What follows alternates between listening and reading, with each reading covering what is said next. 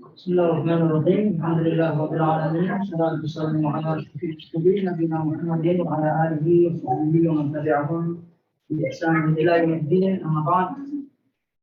Ayyuhal akhwat jamaah semua yang dimuliakan Allah Azza wa Jalla. Alhamdulillah tentunya kita senantiasa tetap bersyukur kepada Allah atas segala nikmatnya yang dengan nikmat tersebut kita bisa merasakan apa manfaat dalam kehidupan ini, baik manfaat yang zahir maupun yang batin. Terutama saat ini kita masih diberikan peluang oleh Allah Subhanahu wa Ta'ala untuk mengikuti kajian rutin kita pada hari ini, dan semoga Allah menjadikan apa yang kita laksanakan pada saat ini menjadi amal soleh yang diterima oleh-Nya Rabbul Alamin. Dan juga tentu kita tidak lupa hadirkan niat bahwa pada hari-hari ini adalah hari-hari yang tidak sama nilainya dengan hari-hari sebelumnya. Jadi pernah kita isyaratkan, kita sebutkan pada pertemuan yang lalu bahwa 10 awal bulan Dzulhijjah, karena ini sekarang kita masih dalam masa-masa musim al-khairat, masa-masa musim kebaikan, yaitu 10 awal bulan Dzulhijjah. Dan insya Allah hari Senin itu wukuf Arafah, berarti di sini tanggal 9 Dzulhijjah, hari Arafah 9 Dzulhijjah. Nah, ini sekarang hari Jumat sekarang kita tentu menghadirkan keagungan hari ini, di mana hari ini sudah terkumpul beberapa bentuk keagungan. Pertama, secara umum keagungan bahwa hari ini termasuk ke dalam 10 awal bulan Dzulhijjah. Dalam 10 awal bulan Dzulhijjah. Kemudian juga bahwa hari ini hari Jumat. Hari ini hari Jumat merupakan hari yang paling agung tentunya dari hari-hari dalam seminggu. Nah, jadi itu yang kita hadirkan, bahwa tidak ada amal soleh yang paling dicintai, yang paling disukai oleh Allah Subhanahu wa Ta'ala yang dikerjakan melainkan pada saat-saat ini, yaitu pada 10 awal bulan Dzulhijjah, masuk hari ini. Dan ini kita harus tanamkan, kita harus hadirkan kepada diri kita semua, sehingga apa yang kita laksanakan dari kajian, dari pengajian yang kita ikuti ini semoga termasuk amal soleh yang tentunya kita harapkan sebagai amal soleh yang luar biasa, yang dinilai oleh Allah Subhanahu wa Ta'ala. Karena kalau kita melihat hadis-hadisnya yang tadi, ya tentu tidak sama amal soleh yang dikerjakan pada masa-masa yang diutamakan, pada waktu-waktu yang diutamakan dengan masa-masa yang biasa. Jadi kalau kita boleh sebutkan, kajian yang kita hadiri, pengajian yang kita ikuti pada saat ini tentunya tidak sama nilainya dengan kajian-kajian, dengan pengajian-pengajian di luar hari ini. Karena berdasarkan yang tadi, nah, kita sekarang berada di mawasim, yaitu musim-musim kebaikan, dan juga hari ini adalah hari Jumat, dan semoganya juga jamaah semua itu semuanya puasa pada hari ini, sehingga ya kita harapkan itu sebagai bekal kita menghadap Allah untuk mendapatkan rahmatnya Allah Subhanahu wa Ta'ala, sehingga kita terhindar dari azabnya, dan kita termasuk orang-orang yang diberikan nikmatnya berupa masuk surga bila hisab kita dan juga keluarga kita semua. Baik, jadi sekarang kita melanjutkan kajian rutin kita, dan sekarang kita akan lanjutkan bahasan kitab Al-Kabair, kitab dosa-dosa besar, yang membahas dosa-dosa besar, yang alhamdulillah kalau kita melihat bahasan ini kita sudah hampir selesai dari bahasan buku ini. Ini kita akan memasuki dosa besar yang ke-71. Dosa besar yang ke-71, berarti sudah 70 dosa besar yang disampaikan oleh para ulama kita, termasuk penulis di sini Al-Imam Az-Zahabi rahimahullahu taala, sehingga dengan peringatan-peringatan seperti ini, dengan penjelasan-penjelasan para ulama dalam kitabnya, kemudian juga dalam penjelasan yang langsung kita dengar dari ceramah-ceramah para ulama, itu hendaknya menjadi peringatan bagi kita agar jangan sampai kita menghadap Allah Subhanahu wa Ta'ala masih kita menanggung dosa besar. Alhamdulillah. Kalau dosa kecil ya tentu sulit dan susah orang terlepas darinya karena dosa kecil. Tapi tidak ada dosa kecil kalau terus-menerus dikerjakan, karena sedikit demi sedikit lama-lama jadi besar, lama-lama jadi bukit kata pepatah. Begitu juga dengan dosa, sedikit demi sedikit dosa itu ya boleh dan bisa menjadi dosa besar. Oleh itu kita tentunya dalam kehidupan ini untuk senantiasa ekstra hati-hati dengan istilah syariat takwa. Itulah makna daripada takwa, yaitu ekstra hati-hati, pilih-pilih di dalam melangkah agar jangan sampai terjatuh ke dalam dosa kecil, apalagi dosa besar. Alhamdulillah min dzalik. Baik, kita melihat apa yang beliau sebutkan di sini, Al-Imam Adz-Dzahabi rahimahullah taala, menahan kelebihan air. Ini mungkin ada sebagian di antara kita ini agak aneh sedikit ya judulnya, ya, karena mungkin apa maksudnya pertama, kemudian juga apakah ada orang yang terjatuh ke dalamnya. Nah, seperti diingatkan oleh Imam Adz-Dzahabi di sini, apa tidak? Dan kalau kita melihat dalil-dalil yang beliau sampaikan di sini, ya tentu dalilnya lumayan banyak ya. Ya. Beliau yang belum buktikan dari ayat dan juga hadis-hadis yang ada, ini tentu wajar beliau masukkan ke dalam dosa besar, karena yang kita ketahui bersama bahwa batasan daripada dosa besar itu adalah dosa-dosa yang ada ancamannya berupa neraka, berupa hukum had, cambuk, rajam dan seterusnya, dan juga ancaman yang berupa tidak diakui oleh Nabi SAW sebagai umatnya. Ini adalah batasan-batasan daripada dosa besar. Jadi kalau kita melihat dosa besar yang ke-71 ini nyata, gitu ya, bahwa Nabi SAW itu menyebutkan di sini ada larangannya, kemudian juga dalam sebagian riwayat disebutkan adabnya. Dan itu tidak diragukan lagi bahwa menahan kelebihan air atau bahkan menjualnya, nah itu termasuk dosa besar. Namun apa yang dimaksud? Nah itu yang perlu kita lihat keterangan para ulama. Karena kalau membaca daripada zahir hadis-hadis yang ada, apalagi zahir topiknya, judul daripada dosa besar yang ke-71 ini, ya tentu kita akan menjadi zahiriyah,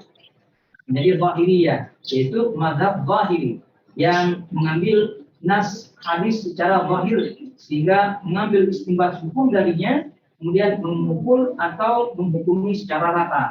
Karena kalau kita melihat di sini nanti kita akan sebutkan bahwa ada perbedaan antara apakah menahan kelebihan air ini itu masuk ke dalamnya kelebihan air semuanya secara mutlak atau tidak.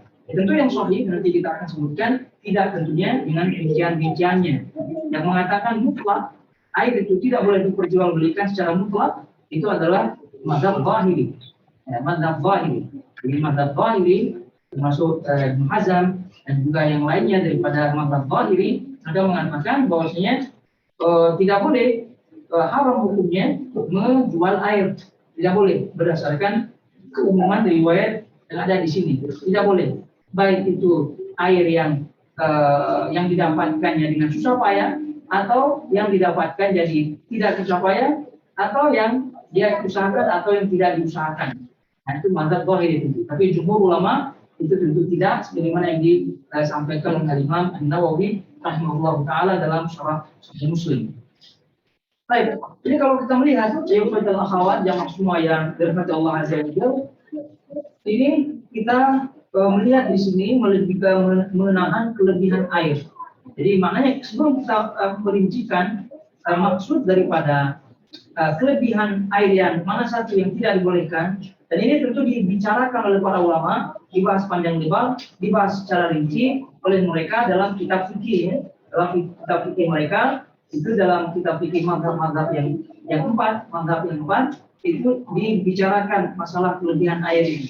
Nah, ini karena berkaitan dengan hak orang, berkaitan dengan muamalah seseorang. Jadi dibicarakan secara rinci di situ. Namun di sini kita lihat fokus pada sisi dosa besarnya. Sehingga kita tentu sangat-sangat berhati-hati kalau seandainya kita memenuhi kriteria, sehingga kita tidak boleh menahan, kemudian kita tidak boleh menjual daripada air tersebut. Nah, sebelum kita baca satu-satu dalil-dalil yang disebutkan oleh Imam Az-Zahabi rahimahullah taala, tentu kita mengingatkan diri kita bahwa kalau kita membaca judulnya, kemudian kalau kita membaca nukilan-nukilan ayat dan juga hadis-hadisnya, ini kita atau membawa kepada kita mentadaburi bagaimana kedudukan air dalam kehidupan, kedudukan air kita dalam kehidupan. Nah, jadi tidak heran Allah Subhanahu Wa Taala, kemudian Nabi Shallallahu Alaihi Wasallam itu melarang, ya, ada larangannya secara umum, ya, walaupun nanti ada rinciannya tentunya. Kenapa? Karena air ini adalah sumber kehidupan, dan itu yang sebutkan oleh Allah Subhanahu Wa Taala dalam surah Al-Anbiya ayat 30. Surah Al-Anbiya ayat 30, Allah Subhanahu Wa Taala sebutkan, wa ja'alna minal ma'i kulli syai'in hayy. Nah, jadi kami jadikan dari air itu makhluk hidup. Jadi kehidupan itu adalah sumbernya air, kata Allah Subhanahu Wa Taala. Kemudian afala yu'minun, apakah mereka tidak beriman? Itu menunjukkan bahwa ada tadabbur terhadap air yang daripadanya sumber kehidupan yang dijadikan oleh Allah Subhanahu Wa Taala. Itu kalau kita tadabburi itu akan menambah keimanan. Jadi barang siapa yang tadabbur kemudian tidak beriman, ya tentu sangat-sangat hatinya keras, hatinya tertutup tentunya. Kemudian juga banyak lagi ayat-ayat yang menyebutkan tentang air, ya, keutamaan air di dalam Al-Quran, di mana Allah Subhanahu Wa Taala menyebutkan secara langsung keutamaannya. Kemudian juga di mana Allah Subhanahu Wa Taala mengajak untuk berpikir tentang air itu, berpikir tentang air dengan cara bertanya. Salah satunya adalah surah Al-Mulk ayat 30 yang di dalam nukilan Al-Imam Az-Zahabi di sini. Yang paling pertama yang beliau nukil adalah surah Al-Mulk ayat 30. Qul ara'aitum in asbaha ma'ukum gharan faman ya'tikum bima'in ma'in. Katakanlah, terangkanlah kepadaku, jika sumber airmu menjadi kering, maka siapakah yang akan mendatangkan air yang mengalir bagimu? Nah, ini diajak berpikir. Kita diajak berpikir bahwa air ini sangat-sangat menjadi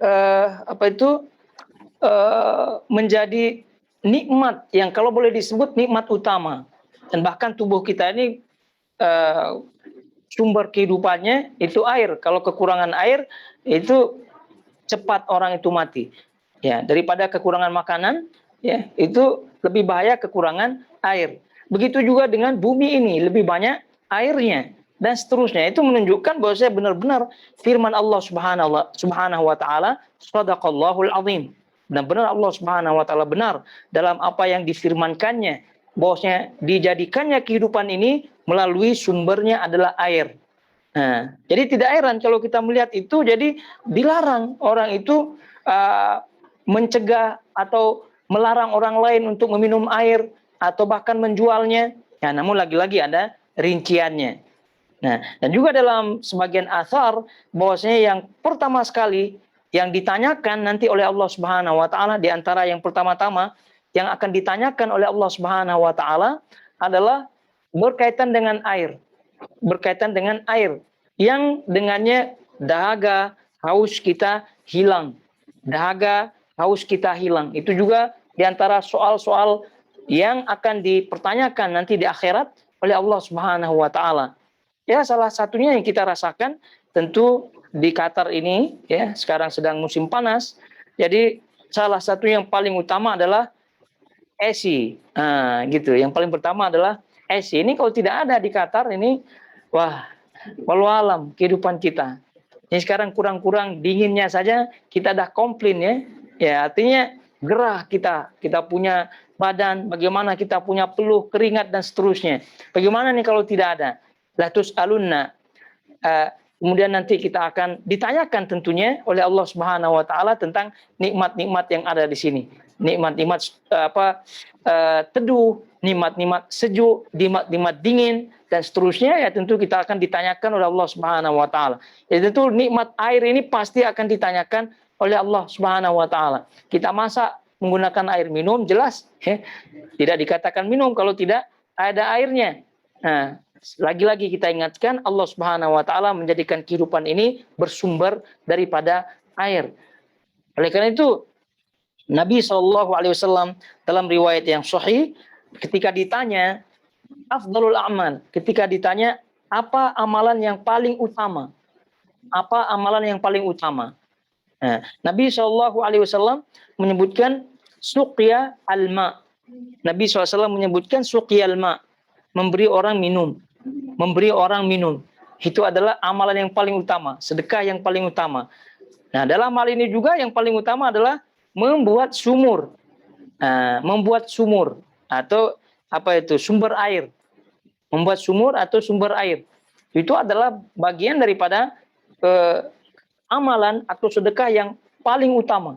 Di antara sedekah-sedekah yang lain, nah itu yang paling utama. Karena lagi-lagi ya Allah Subhanahu wa taala menjadikan sumber kehidupan ini itu lebih banyak daripada air. Nah, jadi sedekah ya kalau kita mau pilih-pilih sedekah ya tentu banyak sedekah, semuanya boleh saja kita bersedekah dan itu akan diterima oleh Allah Subhanahu wa taala apabila ikhlas tentunya. Nah, tapi berkaitan dengan sumur ya, berkaitan dengan sumber air, kemudian memberikan minum air, itu adalah amal yang paling utama. Nah, sebab itulah wakaf ya, wakaf sumber air ini dari dulu gitu ya, dari ulama salaf terdahulu, generasi terdahulu itu mereka amalkan karena mereka mengetahui itu adalah amalan yang paling utama sekali. Ya kita kalau di Qatar di sini ada salajah istilahnya ya, yang di tempat-tempat air tepi-tepi jalan.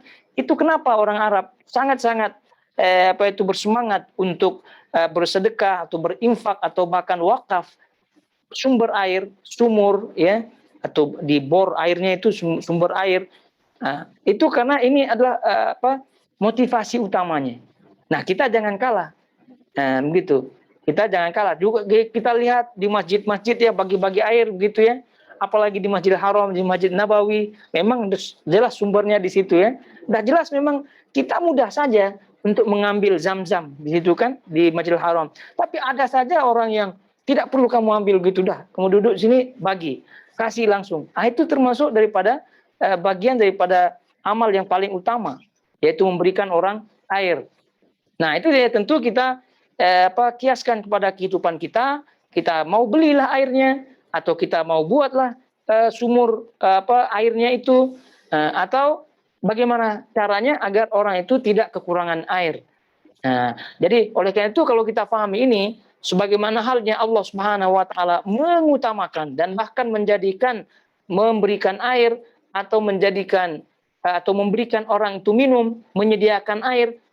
Ini adalah termasuk amalan yang paling afdal karena Nabi SAW tadi ketika ditanya afdalul amal adalah suqya al-ma. Jadi kalau kita mengetahui memahami ini, jadi maka sebaliknya, begitu ya, sebaliknya menahan air tidak memberikan orang minum, itu termasuk dosa besar. Jadi Allah Maha Adil. Allah Maha Adil. Jadi di satu sisi Allah berikan keutamaan yang luar biasa, ya. Di satu sisi, kalau lawannya, berarti Allah akan memberikan ancaman yang luar biasa juga. Ini tentu suqyal ma. Ini lagi-lagi kita ingatkan adalah min afdali al-a'mal, termasuk amalan-amalan yang paling utama. Ya. Salah satu yang paling utama juga ya membangun masjid, ya, membangun masjid. Tapi kan membangun masjid memerlukan dana besar. Ya, kecuali kalau istilahnya patungan dan seterusnya, itu tidak masalah. Tapi kalau suqyal ma, ini kalau ada uang ya, kalau ada ini paling tidak usahakan, gitu ya, usahakan. Cari di kampung-kampung, gitu ya, di tempat kampung-kampung, kemudian sedekahkan berapa ribu real lah begitu untuk dia jadikan sumber air, disebut sumur bor, disebut di situ. Nah, itu jadi itu selama air itu mengalir, itu selama itu insyaallah biidznillah di dunia dan akhirat akan terus mengalir. Oleh karena itu ini difahami oleh para ulama terdahulu sehingga yang paling terkenal sekali adalah wakafnya istri Harun Ar-Rasyid. Ya, kita pahami istri Harun Ar-Rasyid ini hidup di zaman lama, sekitar seratusan Hijriah lah, begitu kan. Nah, dulu Harun Ar-Rasyid. Ya, itu Harun Ar-Rasyid, siapa yang tidak tahu, udah lama sekali, itu tidak. Nah, itu istrinya Zubaidah namanya. Zubaidah ketika melihat jamaah haji kekurangan air, beliau membuat mata air atau sumber air yang dia wakafkan dari harta pribadinya, sehingga konon sampai sekarang itu masih sumber airnya itu yang dibuat atau diwakafkan oleh Zubaidah itu masih sampai sekarang. Nah, itu adalah merupakan bentuk contoh-contoh bahwasanya ulama-ulama terdahulu, generasi salaf terdahulu, itu mereka pandai mencari celah-celah mana satu yang paling utama untuk dikerjakan, paling utama untuk diamalkan. Ya, dan itu ya tidak salah, memilih amalan-amalan yang paling utama tidak salah, selama mampu tidak salah. Ya, ini mana paling utama nih? Nah, kalau kita lihat, membuat tadi sumber air, mata air, memberikan minuman. Nah, itu kita hadirkan semacam ini supaya apa? Supaya kita tahu bahwa air ini merupakan nikmat Allah Subhanahu wa taala yang apabila kita memberikannya secara free, secara gratis, ya, maka insya Allah akan mendapat pahala besar. Tapi jangan coba kalau menahannya dan bukan haknya, nah itu menjadi malapetaka jadi kepada orang tersebut. Baik. Kalau kita melihat di sini, kata beliau rahimahullahu taala, sudah tadi kita bacakan, yang pertama adalah firman Allah surah Al-Mulk ayat 30, "Qul ara'aitum in asbaha ma'ukum ghauran faman ya'tikum bima'in ma'in." Katakanlah, terangkanlah kepadaku, jika sumber airmu menjadi kering, maka siapakah yang akan mendatangkan air yang mengalir bagimu? Ya tentu Allah Subhanahu wa taala. Allah Subhanahu wa taala. Nah, jadi ini Allah mengajak kita berpikir bahwasanya air ini tidak boleh dicegah, ya, tidak boleh ditahan oleh siapapun. Oleh itu Nabi SAW menyebutkan dalam hadis yang sahih, ya, hadis riwayat Abu Dawud, Nabi SAW menyebutkan al-muslimuna syuraka fi thalath.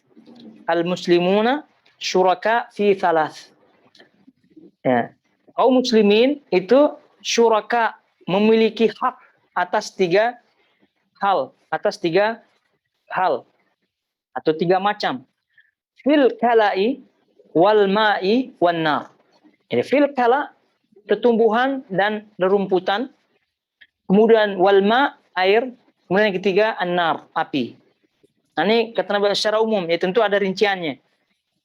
Jadi Nabi SAW menyebutkan sekali lagi al-muslimuna syuraka fi thalath. Kaum muslimin itu memiliki hak satu sama lainnya, memiliki hak atau memiliki hak bersama. Kaum muslimin memiliki hak bersama atas tiga hal. Yang pertama adalah al-kala, tumbuhan dan rerumputan. Kemudian yang kedua al-ma, air. Yang ketiga an-nar, api. Apa maksudnya? Diterangkan oleh para ulama seperti Al-Imam Al-Khattabi rahimahullahu taala dan juga yang lainnya dalam syarah riwayat Abu Dawud, karena ini diriwayatkan oleh Abu Dawud. Jadi disebutkan oleh para ulama yang mensyarah hadis-hadis riwayat Abu Dawud ini. Jadi intinya mereka menyebutkan al-kala, al-kala yaitu tumbuhan, rerumputan yang mana satu yang menjadi hak bersama kaum muslimin adalah tentu rerumputan, tumbuhan yang ada dalam hutan atau dalam padang atau dalam tempat yang umum yang tidak ada tuannya, kemudian tidak ada yang menanamnya. Tidak ada tuannya, kemudian tidak ada yang menanamnya. Nah, ini kalau tumbuhan semacam itu, ya semua menjadi hak bersama, tidak boleh satu orang melarang orang lain, tidak boleh. Nah, itu semua. Jadi tumbuhan, kemudian air. Nah ini sebagai bahasan kita. Kemudian an-nar, api. Api yang dimaksud apa? Api yang dimaksud adalah api yang dinyalakan, ya, dari tadi ranting-ranting yang dinyalakan dari kayu-kayu, ya, kayu-kayu yang diambil dari pepohonan itu, kemudian dia ambil, dia buat apinya. dibuat api, dinyalakan api, nah itu menjadi hak bersama. Tidak boleh dia sudah nyalakan api, kemudian datang orang, dihalau orang itu. Tidak boleh, ini haram hukumnya, tidak boleh. Maka itu jadi hak bersama.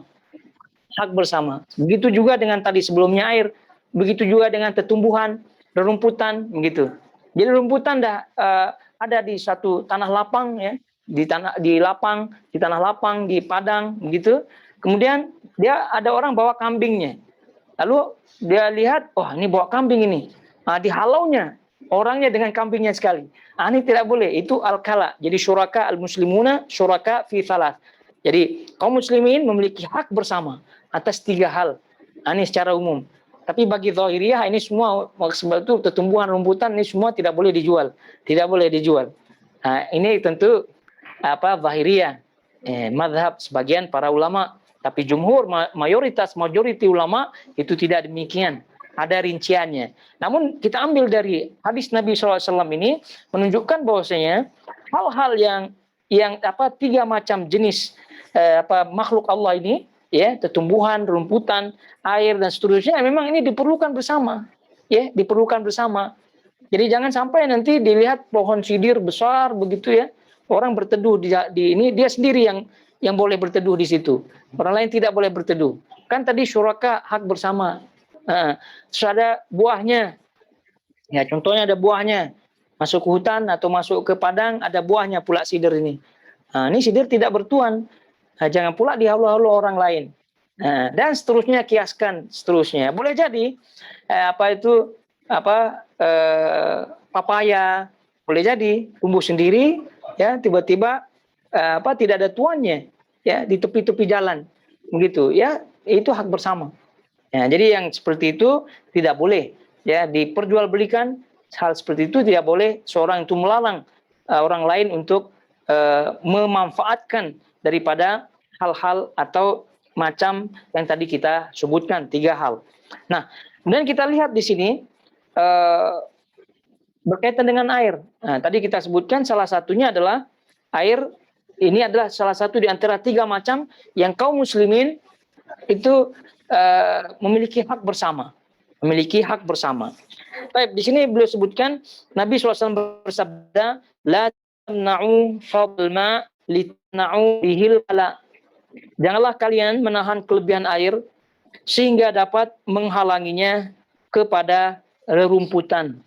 Ya, karena air untuk menyiram rerumputan, menyiram pepohonan. Nah, ini kalau kita cegah, ya, baik mencegah pengalirannya atau mencegah orang yang akan mengambilnya, ini tidak boleh.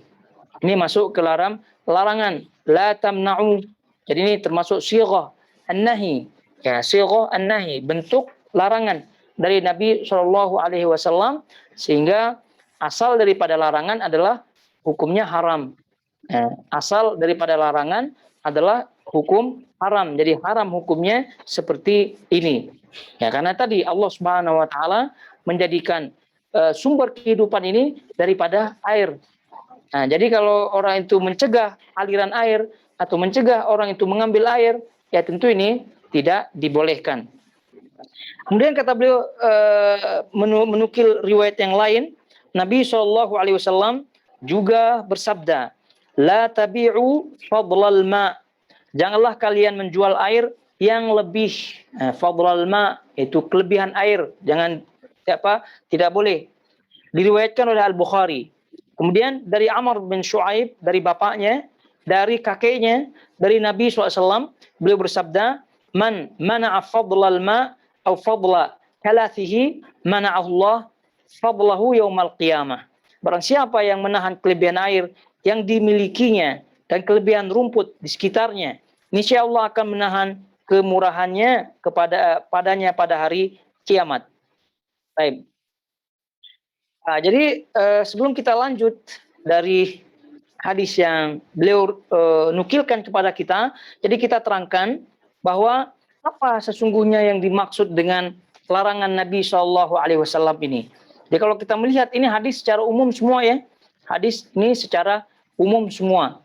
Nah, jadi perlu dilihat apakah hadis ini ada yang mentaksisnya, ada yang mengkhususkannya, atau apakah dalil-dalil yang umum ini mutlak istilahnya, ada yang mentaqyidnya, ya, ada yang membatasi sehingga atau dengan kata lain menjelaskannya.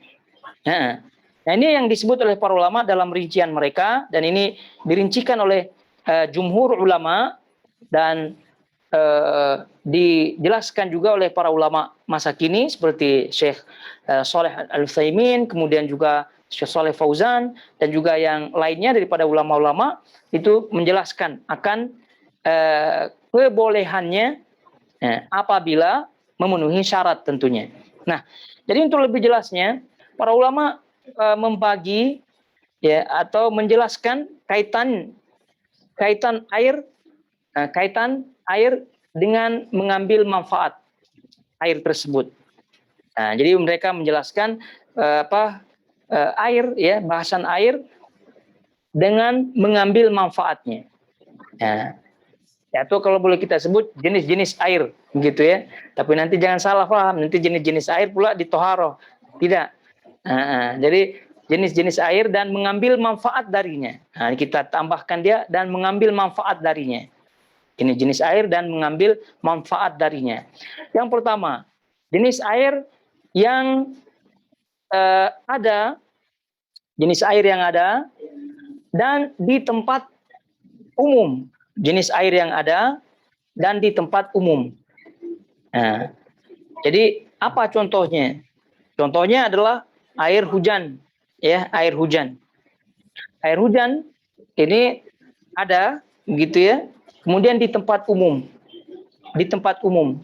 Nah, maka ini termasuk ke dalam keumuman hadis. Tidak boleh dicegah orang meminum darinya, tidak boleh dijual airnya. Nah, gitu. Kemudian yang kedua, memang air itu sudah ada. Di zaman dahulu sudah ada. Seperti air laut, air sungai. Nah, itu sudah ada. Nah, kalau ini sudah confirm tidak boleh. Nah, kemudian juga ada air, ya. Ada air yang dibuat, sumber air yang dibuat, sumur misalnya, sumber air yang dibuat, tapi dibuat di tanah tak bertuan. Dibuat di tanah tidak bertuan. Tidak ada yang memilikinya. Nah, ini disebutkan oleh ulama, tidak boleh cegah orang lain, tidak boleh dijual, namun dia yang paling berhak, yang pertama kali yang berhak untuk mengambil manfaat darinya. Nah, jadi maknanya orang lain belakangan begitu. Ya, karena dia yang menggali, ya, menggali sumber air, dah dapat. Tapi masalahnya dia menggali di tempat tanah yang tak bertuan. Nah, tidak ada tuannya, tidak ada pemiliknya. Nah, jadi kalau demikian ini bukan hak pribadinya, tapi dia memiliki keistimewaan untuk dia yang paling pertama mengambil manfaat darinya.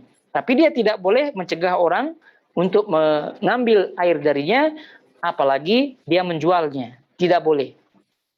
Nah, kemudian jenis air selanjutnya adalah air yang berada di kekuasaannya, atau air yang ada, begitu, air yang ada di tanahnya, maka ini kata para ulama boleh boleh dijual, kemudian juga boleh dicegah orang untuk tidak mengambilnya kecuali kepada orang-orang yang haus dahaga. Nah, kalau haus kemudian dahaga, itu tidak boleh dicegah. Tapi yang lainnya boleh. Boleh dicegah, boleh dijual. Boleh dicegah, boleh dijual. Ini dijelaskan oleh Imam An-Nawawi rahimahullahu taala dan juga Imam Ibnu Qudamah rahimahullahu taala dan juga para ulama lainnya tentang rincian-rincian air yang tadi kita sebutkan. Jadi intinya kalau air itu ada pada kepemilikan setelah ada usaha darinya, setelah ada upaya darinya, macam itu, Nah, jadi dia memilikinya. Jadi kalau udah memiliki, maka tidak lagi masuk ke dalam keumuman hadis ini. Jadi karena kalau udah memiliki, itu lain cerita. Itu tidak. Nah, misal dia ambil air di sumur atau ambil air di sungai. Ambil air di sungai, diambil air satu baldi ya. Satu baldi diambil, dibawa ke rumahnya. Dibawa ke rumahnya, kemudian ada orang yang mau mengambil airnya. Nah, ada yang mengambil airnya, boleh apa tidak dicegah begitu. Nah, ini jangan sampai yang datang itu Zahiriyah. Ya, yang tadi kita sebutkan mazhab Zahiri kan mengambil hadis ini secara mutlak, itu tidak. Nah, jadi jangan sampai yang datang itu Zahiriyah, jadi lalu bilang, kamu tidak boleh mencegah aku untuk mengambil air yang kamu telah ambil dari sungai tersebut. Nah, itu. Nah, jadi kita ada dalilnya, itu kalau sudah menjadi kepemilikan, maka boleh ya untuk orang itu mencegah orang lain karena sudah menjadi miliknya. Nah, jadi bagaimana bentuk usahanya itu ya, itu terlepas ya, tapi yang jelas dia telah menjadi miliknya. Nah, jadi diambil air di lautan, kemudian dibawa ke rumahnya, begitu. Nah, itu tidak lagi hak milik bersama, ya karena sudah diambil, ya sudah diambil. Tapi kalau bilangnya kalau dia berada di tepi lautan, lalu dia halau orang-orang, begitu ya. Nah, ini yang masalah. Tidak boleh di sini katanya, tidak boleh mancing, tidak boleh apa gitu. Ya kecuali kalau pemerintah. Kalau pemerintah kan dia punya kekuasaan untuk mengatur aturan, itu lain cerita. Ini kita bercerita membahas tentang pribadi-pribadi. Nah, oleh itu kalau udah ambil airnya, gitu ya, bawa ke rumah. Nah, jadi itulah menjadi pemilikan pribadi. Jadi kalau sudah menjadi kepemilikan pribadi, ya jadi tentu boleh mencegah orang, boleh bahkan menjualnya bila perlu boleh. Kalau begitu juga keadaannya apabila di tempatnya gitu ya, di rumahnya atau di kawasan tanahnya dibuat satu kolam ya, dibuat satu kolam yang niatnya untuk menampung air hujan. Sementara tadi kita sebutkan air hujan ini kan termasuk air yang umum ya, air yang umum tidak boleh dicegah. Lalu bagaimana ini? Kalau dia buat kolam, sengaja buat kolam, lalu dia menampung airnya.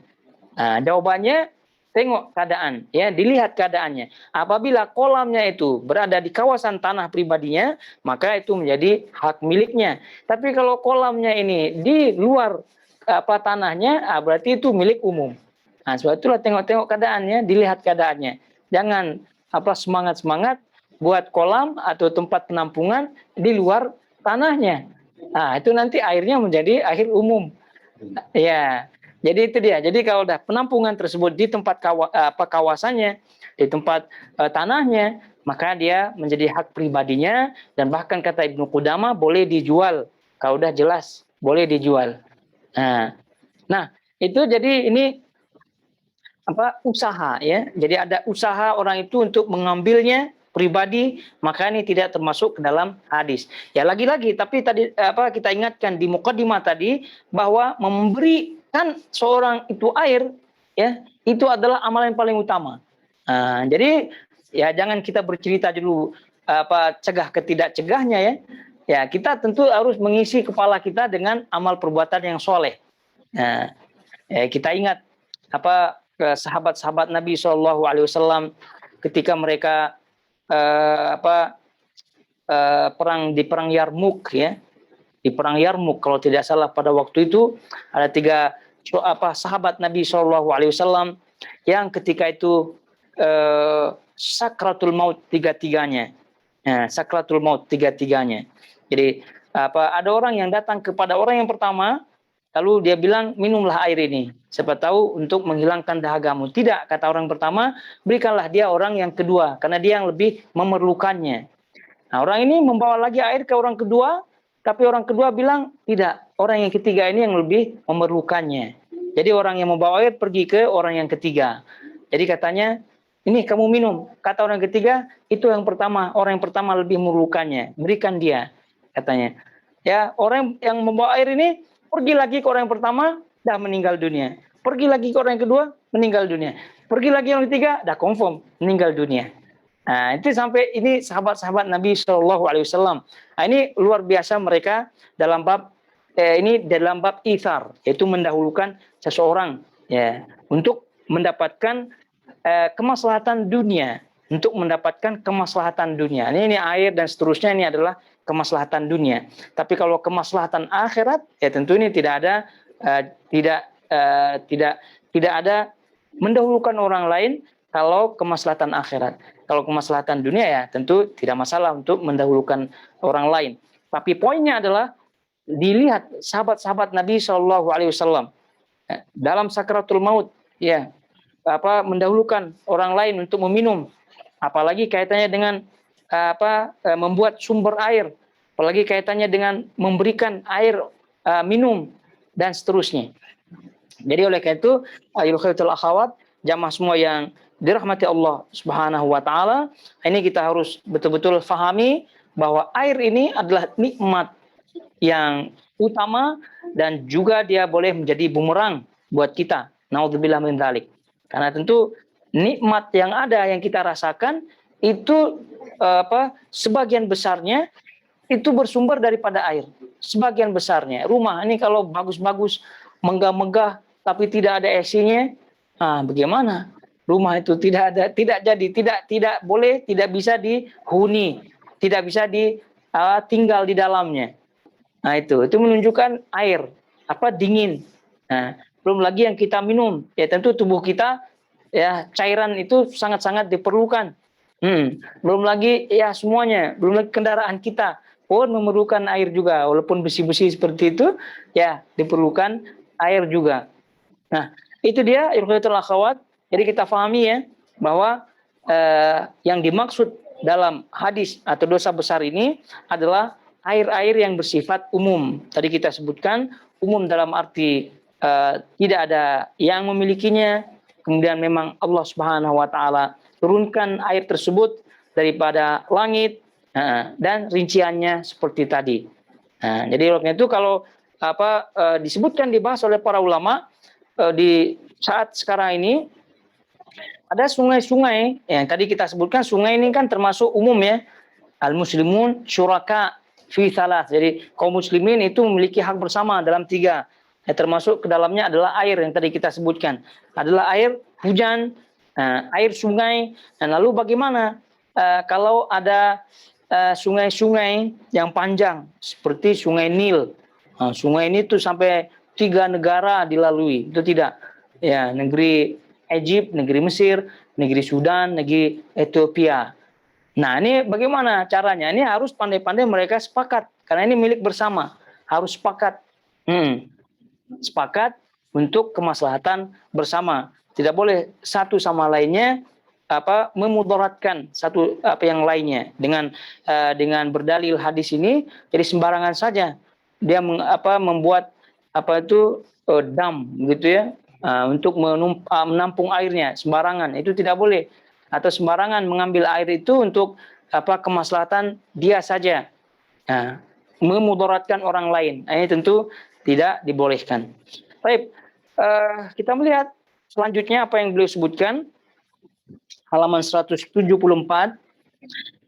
Nabi juga bersabda, kata beliau, "Salasatun la yukallimuhumullah wa la yanzuru ilaihim yaumal qiyamah ولا يزكيهم ولهم عذاب أليم رجل على فضل ماء بالفلات يمنعه ابن السبيل ورجل بايع الإمام لا يبايعه إلا للدنيا فإن أعطاه منها وفى له وإن لم يعطه منها لم يفي له ورجل باع رجلا سلعة بعد العصر فحلف بالله لأخذها بكذا وكذا fasaddaqahu wa huwa ala ghairi dzalik." Jadi ada 3 orang yang Allah tidak akan berbicara kepada mereka. Nah, ini kalau udah menyebutkan Allah tidak berbicara kepada mereka, ini berarti ancaman dari Allah Subhanahu wa taala. Jadi kalau udah ada ancaman semacam ini, maka sudah dipastikan dosa atau perbuatan semacam ini termasuk kategori dosa besar. Kategori dosa besar, tidak lagi dosa kecil. Kemudian kata beliau di sini, Allah tidak melihat kepada mereka pada hari kiamat dan Allah tidak akan mensucikan mereka.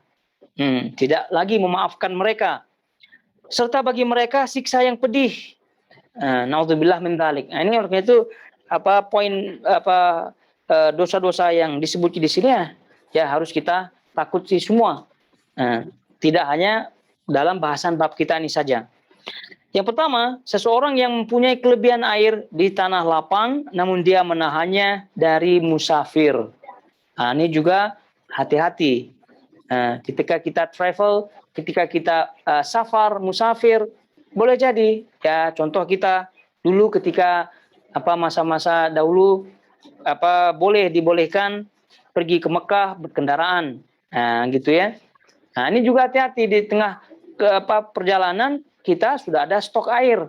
Lalu kita melihat ada orang lain yang memerlukan air, baik memerlukan air untuk dirinya atau memerlukan air untuk kendaraannya. Ya, boleh jadi kendaraannya panas begitu kan.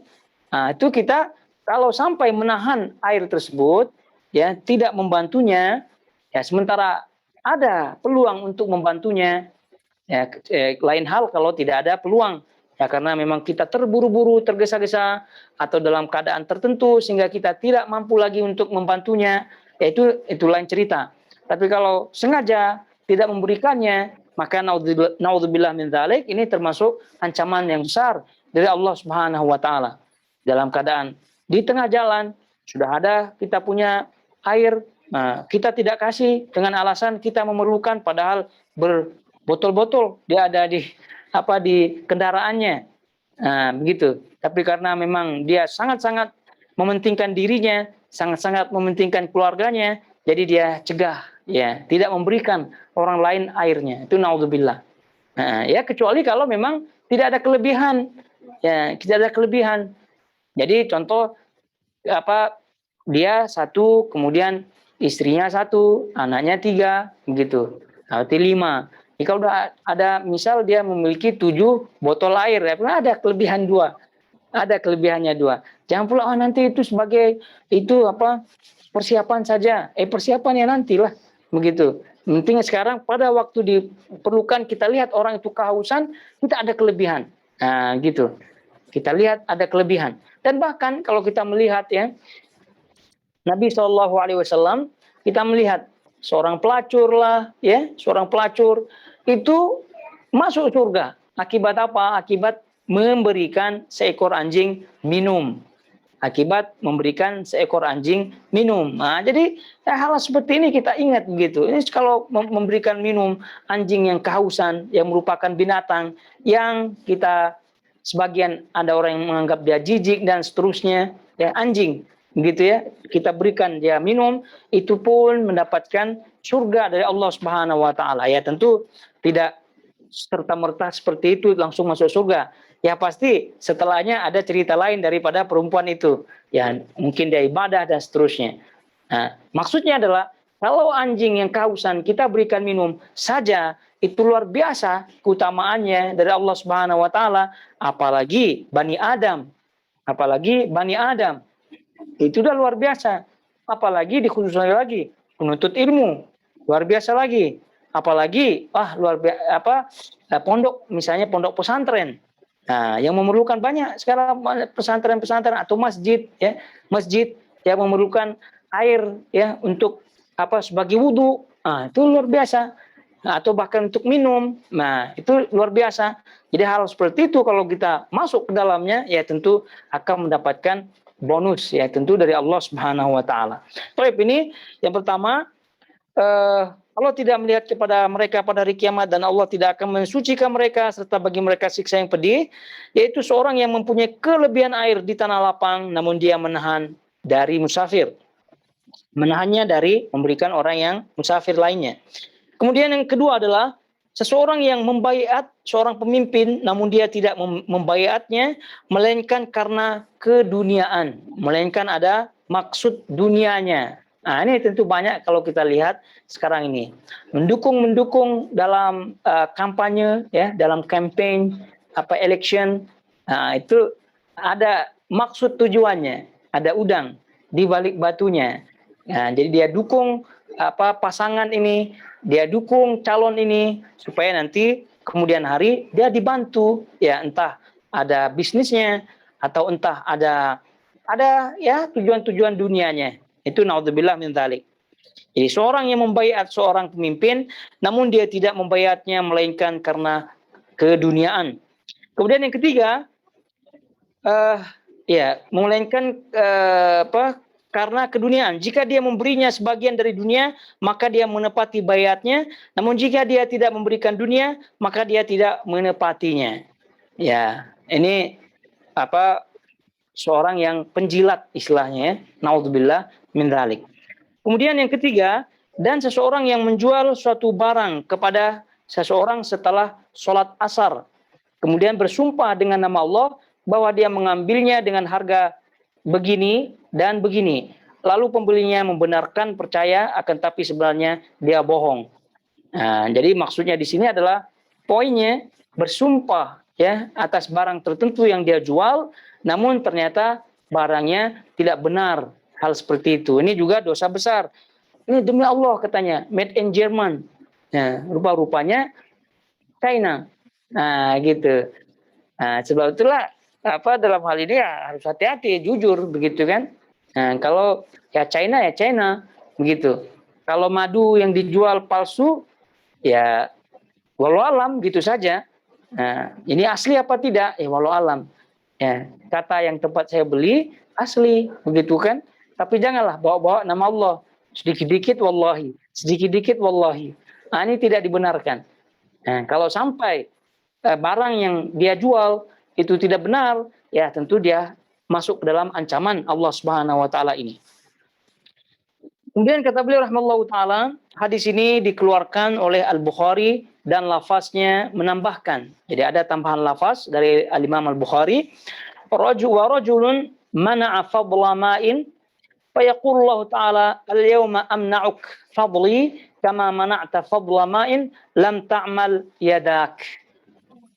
Ini tambahan riwayat dari Imam Bukhari. Dan seseorang yang menahan kelebihan air yang dimilikinya, maka Allah kelak berfirman, pada hari ini aku tahan karuniaku untukmu, sebagaimana kamu telah menahan kelebihan air yang bukan dari hasil tanganmu. Ya, seperti tadi. Jadi kalau sumur atau sumber air yang diusahakan, berarti itu hasil tangannya. Jadi itu boleh ditahan. Nah, ini kita berbicara boleh apa tidaknya. Tapi yang lebih utama ya tentu tidak dicegah semasa masih ada airnya. Ya, tapi kalau airnya cukup untuk kita, untuk keluarga kita, ya boleh untuk dicegah. Tapi kalau sampai dijual dan seterusnya, ya itu maknanya memang kita tidak mau pahala. Jadi kita tidak mau pahala. Itu naudzubillah min dzalik. Nah, jadi ini terutama yang di kampung-kampung, ya banyak. Kalau di kampung-kampung itu sumber-sumber air yang digali lah, ada yang dibor begitu. Nah, itu memang bentuk usahanya, boleh dia mencegah orang lain untuk tidak mengambilnya, namun ini kita berbicara hukum boleh atau tidaknya. Tapi kalau berbicara keutamaannya, ya tentu lebih utama untuk diberikan. Nah, diberikan, dibagi begitu free, ya gratis istilahnya ya, free. Nah, itu lebih utama. Kecuali kalau memang airnya terbatas untuk dia saja. Nah, tapi kalau air hujan begitu ya, air hujan dan air hujan itu tertampung di tempat umum, nah, tentu tidak dibolehkan untuk mencegah atau melarang seorang pun dari mengambil manfaat daripada air tersebut. Nah, ini dia ikhwatul akhwat jemaah semua yang dirahmati Allah azza wajal. Ini yang disebutkan oleh Imam Az-Zahabi rahimallahu taala tentang air. Jadi air ini sangat luar biasa ya. Ya, dalam kehidupan kita di dunia ini juga kita sama-sama mengetahui ya bagaimana tadi kita sebutkan keutamaan air itu. Dalam tubuh kita pun sangat-sangat nampak bagaimana air itu sangat-sangat diperlukan. Nah, oleh karena itu, sebagaimana halnya Allah Subhanahu wa taala menjadikan amal memberikan atau bersedekah dengan air itu lebih utama, ya, maka sebaliknya mencegah orang mendapatkan air itu pun termasuk ke dalam dosa yang utama juga. Nah, gitu. Oleh karena itu semoga apa yang disampaikan tadi bermanfaat dan juga menyemangatkan kita untuk berinfak, bersedekah dan juga sekaligus kalau boleh berwakaf ya, mewakafkan ya harta kita untuk menyediakan air. Ya, menyediakan air ya tentu di tempat-tempat yang susah ada airnya gitu, tempat-tempat yang kering. Nah, itu hendaknya seperti itu untuk kita mendapatkan keutamaan tentunya di hadapan Allah Subhanahu wa taala. Baik, baikul akhwat jamaah semua yang dirahmati Allah Azza wa Jal, kiranya sampai di sini apa yang kita bahas pada saat ini yaitu di dosa besar yang ke-71. Dan sebelum kita tutup, kita terus ingatkan masih ada beberapa hari lagi untuk kita lalui 10 awal bulan Zulhijjah ini.